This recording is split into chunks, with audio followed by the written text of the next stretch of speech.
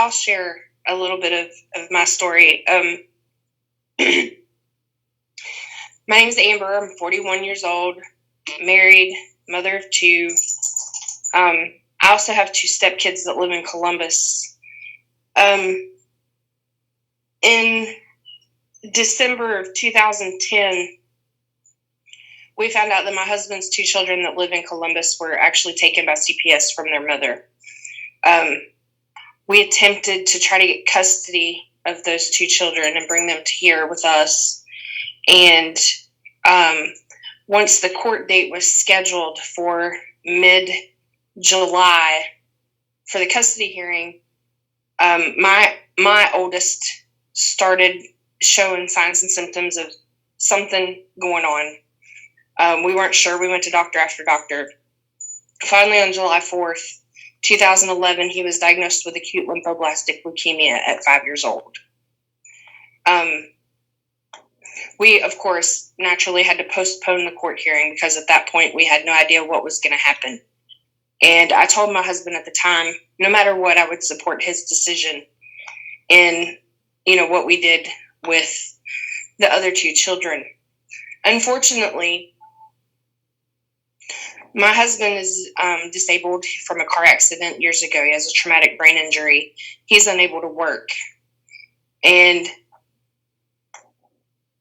we ended up having to forfeit custody to their grandmother as long as she agreed to a visitation schedule, because we couldn't afford to take on 2 extra mouths to feed while my son was in treatment, because I was going to be out of a job.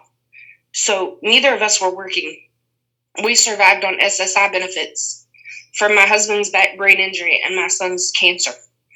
My youngest son is autistic. He also received SSI. Fortunately for us at the time, they later took away my youngest son's SSI because he qualified for waiver. If I didn't have those programs, we would have starved. Now, in saying that doesn't mean that we didn't go hungry, because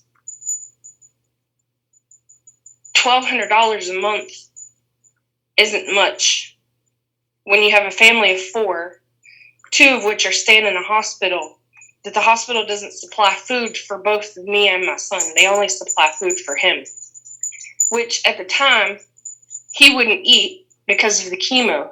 So they're, Delegate, I'm sure you understand the whole chemo situation and how it alters their taste. And there's certain things that just the smell of makes them sick.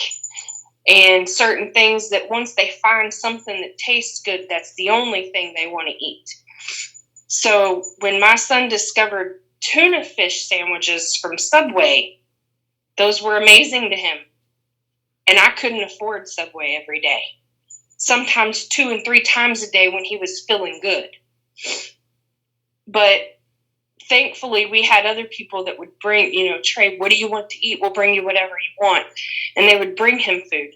And I was the one eating the hospital food, because otherwise I would have gone hungry.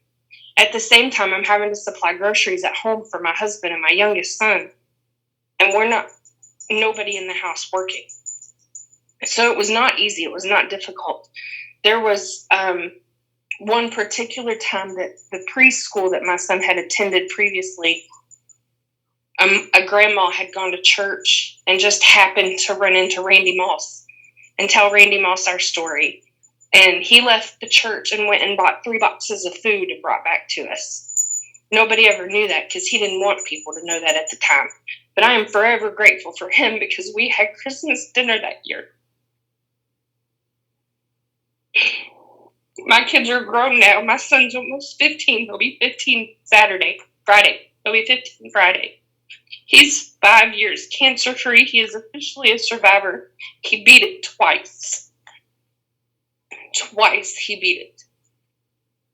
And I now have a job that I love because I went back to school once he finished treatment. I love my job. And I get paid $13 an hour because I have a skill. A very specific skill. But even making $13 an hour is still, what was Amy Jo? I said in that letter that I wrote was almost $2,200 less than the federal poverty guidelines.